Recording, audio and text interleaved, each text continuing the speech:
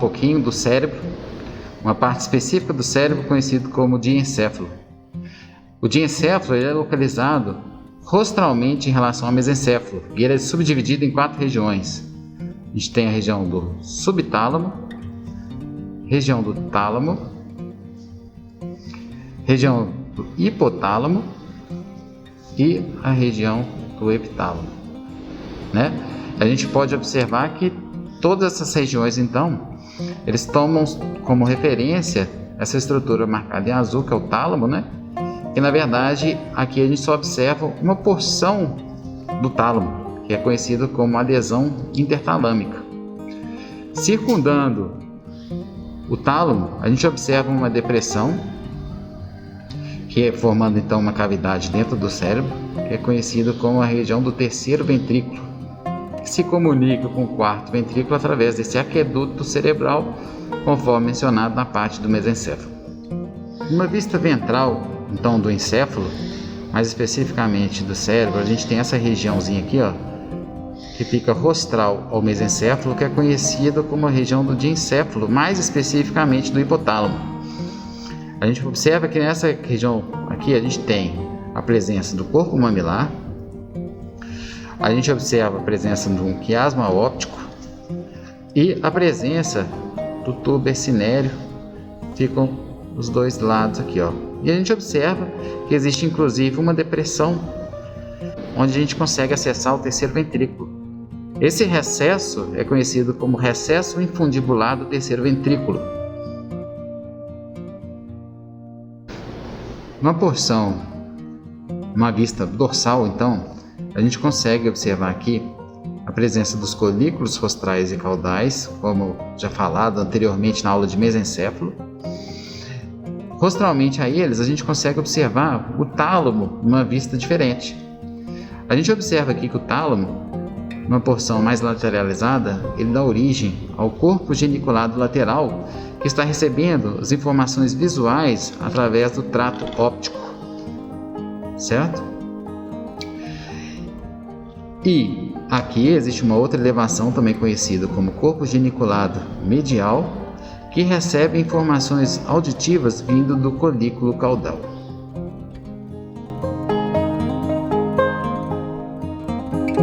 Aqui no cérebro, então nós vamos falar especificamente agora do telencéfalo.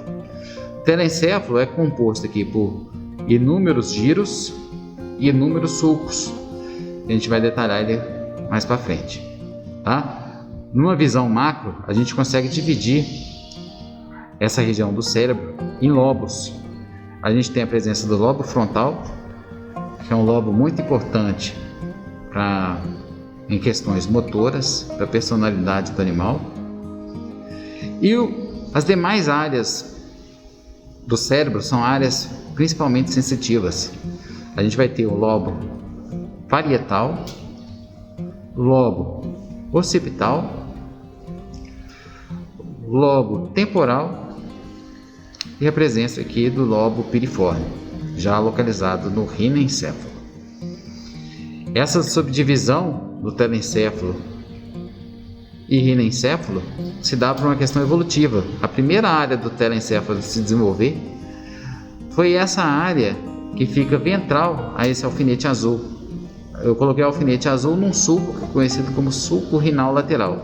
Então, ventralmente a esse alfinete, a gente tem a área do rinencéfalo, que tem um vídeo específico do rinencéfalo descrevendo as estruturas. Então, continuando no cérebro, nós temos a presença dos dois hemisférios cerebrais. Eles são separados por uma fissura, conhecida como fissura longitudinal do cérebro. A gente consegue observar aqui, inclusive, ó, bem coladinho ao telencéfalo, a presença da pia mater. Profundamente, que vai ser uma visão um pouco difícil, a gente ainda iria identificar a presença do corpo caloso. Então, a gente observa a presença dos giros e dos sulcos. Existem alguns que são bem clássicos, que a gente vai abordar agora. Esse, conhecido como sulco cruzado. E esse sulco cruzado tem uma importância muito grande, porque ele separa uma área motora de uma área sensitiva. Então a gente tem nessa porção aqui um giro, conhecido como giro pré-cruzado, que tem essas questões de motricidade. Então existe um mapeamento muito grande na nossa área motora aqui. e o giro pós-cruzado, certo? São áreas bem clássicas aqui que a gente estuda, né? Ainda em relação a essas depressões, a gente tem que identificar aqui a presença, olha, de uma fissura, conhecida como fissura silviana. Ela apresenta, então, 2 giros delimitando essa fissura silviana, é conhecido como giro silviano rostral e o giro silviano caudal. E dorsalmente a essa fissura silviana a gente tem um sulco conhecido como sulco suprasilviano, certo? Além dessa fissura longitudinal do cérebro, como a gente já ouviu, existe fissuras que delimitam aqui, separando o hemisfério cerebral do cerebelo. É conhecido como fissura transversa do cérebro. Então, fissura longitudinal do cérebro e fissura transversa do cérebro.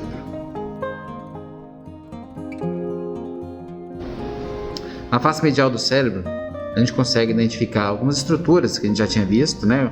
Por exemplo, aqui, ó, a gente tem o sulco cruzado, que ele continua na face medial do cérebro como sulco esplenial, depois passa a se chamar de sulco calcarino. Esses sulcos separam a área mais superficial do telencéfalo de um giro central, que é conhecido como giro do cíngulo, parece um C, o giro do cíngulo. Aqui, então, a gente tem o sulco esplenial, sulco calcarino e posteriormente a gente ainda tem o sulco genual aqui, certo? A gente identifica ainda na face medial do cérebro a presença de um corpo caloso,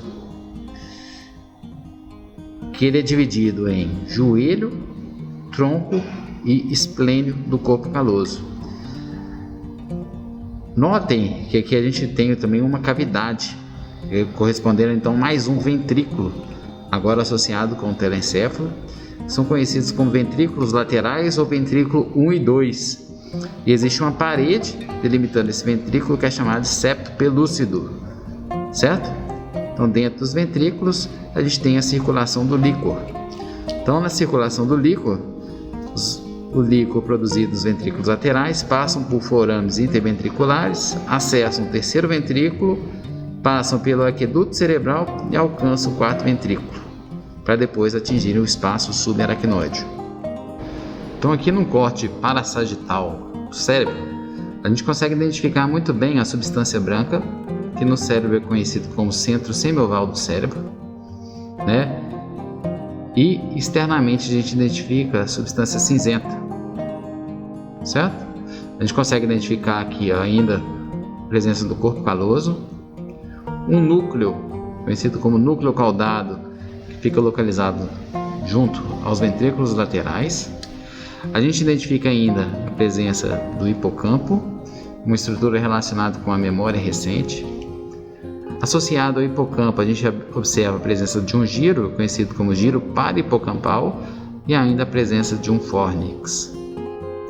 Então, aqui falando um pouco sobre os componentes do nosso rinencéfalo, nessa peça aqui é possível a gente ver essa estrutura, que seria o nosso bulbo olfatório, que seria a estrutura mais rostral do rinencéfalo. Aqui, continuando, porque essa peça a gente não consegue ver o bulbo olfatório. Depois nós teríamos o pedúnculo olfatório. Aqui, o trato olfatório lateral. E aqui seria o trato olfatório medial. Juntos, o pedúnculo e os dois tratos formam o trígono olfatório. Aqui nós teríamos o lobo piriforme. E esse sulco, que fica dorsal a todas essas estruturas, seria o sulco renal lateral.